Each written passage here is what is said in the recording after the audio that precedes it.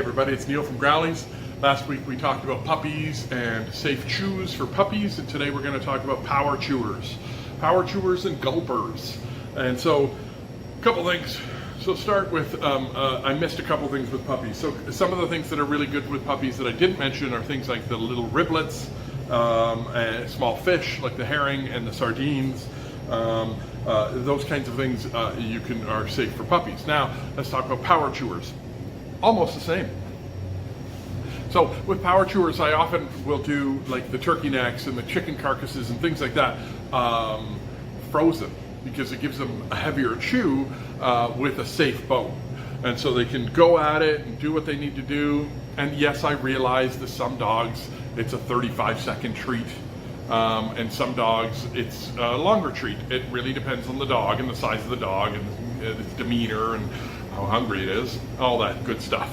And so I think that ultimately what we're looking for is the safest chews for our dogs, whether they be a power chewer, a puppy, or a gulper. My dogs are actually I'm pretty lucky. I have one gulper and one dog who's actually really good with bones. Knock on wood. If we use the turkey necks and carcasses and so on and so forth, and you have a dog that's over 12 or 15 pounds, using them frozen slows them down, gives them a good chew, it cools them off in the summer, fantastic treat, right? But really what I'm usually looking for is to stick to the toothbrushes and stick to the edible bones. Now when we're talking about moving over to chews that are like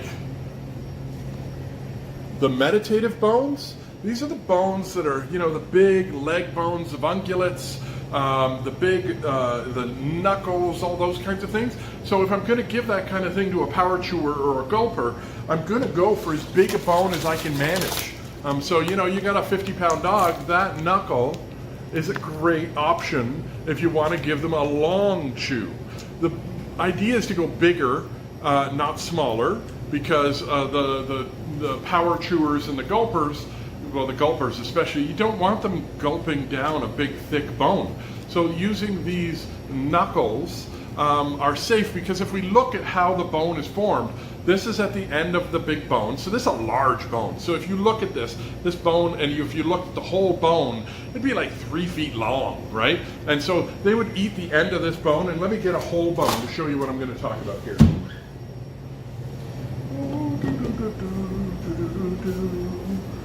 Here we go. So that bone comes from this end of a larger version of this. And so dogs, when they see a bone that size in the wild, let's say, it wouldn't really, but let's say it did happen, caribou, right? Okay, so they would eat this end, and they would eat this end, sorry Emma, they'd eat this end, but they'd never get into the center here. And the center here, that's those soup bones. That's those bones that are most dangerous bones. This is a weight-bearing bone. They would eat this end, which is the knuckle, and it's all collagens and soft tissue, and it's the knee joint and then the ankle joint. And so again, collagens and rich, soft, cartilage and all those things, right?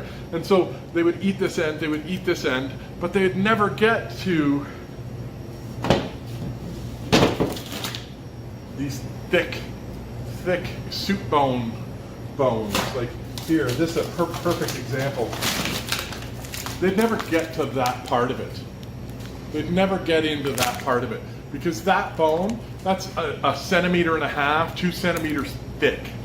They couldn't crack those. They would have to let them rot out to get the fat or the food that's in the middle of that bone. They wouldn't be able to eat that bone. And so when we slice it, rock and roll, we make that marrow available to them, and they love it, and it's tasty, and it's a yummy calorie dense treat.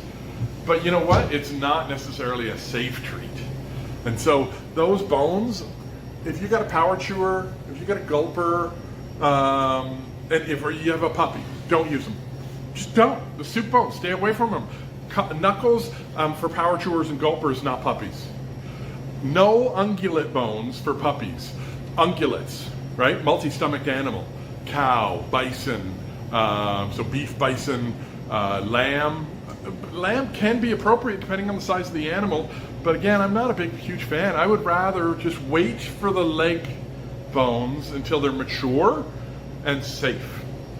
And so I don't use the big fat leg bones, the big hard, heavy, like with the piece of cheesecake of all the fat in the middle. Don't use those unless you know that your dog is safe with those. But if you don't risk it. Just use knuckles. Use non-weight bearing turkey necks or chicken necks or carcasses.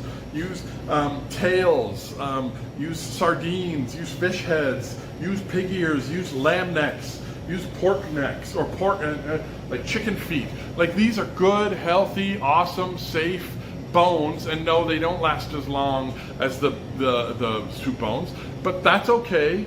The knuckles last longer than the soup bones.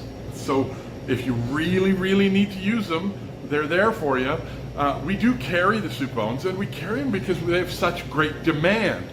But if somebody asks my opinion, I'll happily tell them not to use them. You know, one of my dog's favorite treats? A little piece of frozen tripe. So we get these, check this out. This product here, it's cubed, pure green tripe. It's just the sheets of tripe cut into cubes. I reach into the freezer, I grab a couple out, I give it to the dogs. It's a little chew, it's a treat.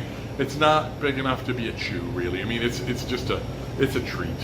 But these tripe stuffed esophagus are fantastic chews. Use them frozen. They stink less when they're frozen. By the way, outdoor item. One of the things I like to do in my house to keep it clean, because if you do use those ungulate bones, those leg bones of cows and bison, they are fatty. And so what I do with my girls is I put a towel on their bed and I give them their treat. And if they leave their bed, I take it away and I put it back on the bed. And then because it's a high value item, they very quickly learn that if they leave the towel, that they lose the treat. So guess what? Now I can give them their bone anywhere in the house, boom, straight to the towel, because they know that's the safe place that I won't take it away. And that way I can pick up the towel, throw it in the laundry, and I don't end up with any fat on my carpet. I don't end up with a smear on my floor. I also use the deck. We're privileged enough to have a deck, so we let the dogs out on the deck with a good chew on a lovely summer day. So those kinds of things are the way I want to approach chews, whether it be for a puppy, a power chewer, or a gulper. The leg bones are the riskiest bones. They're the ones that cause those slab fractures on teeth, but so do the knuckles. That's why I prefer the edible bones and the toothbrushes over the meditative bones, because they just don't have the density to cause the risk to teeth. And anybody who's had to do a dental with their dog will tell you how expensive a good dental with the dog can be. So kitty cats as well. So kitty cats, it's hard to teach them how to get into chewing, but you know, these whole quail that we have. Oh, you know what? I'm just going to do one next week on kitty cats and chewing. That's it. It's too big. I'm already 8 minutes, so we're going to talk about that next week. Thank you, everybody. Just to let you know, whoa, the Growlies, Howlies cookies are available. These are our frozen ones. They're called chews, and that way they're soft enough that you can break them up for little dogs, because the other ones that are called the crunch are generally a little large for small dogs and too crunchy for them. And so these guys offer a little bit of a chew. They're only cooked once as opposed to twice, like a biscotti for the crunch. These ones are cooked once, and so they have a bit of a chew. They're easier to break, more appropriate for small animals, and a fantastic deal. Only, I think, 6 ingredients. We're talking about chickpeas, flax, applesauce, blueberries, and baking powder. That'd be 5 ingredients. But hey, you know, we're really happy to have them. It's our first Growlies brand product. We had some pepperonis years and years ago, but it never really did with it what we've done with these, and we're very proud that they're available to you now. So come on down, check it out, and I hope you've learned a little bit about how to make sure that your dog is safely chewing. because they want to. Cheers.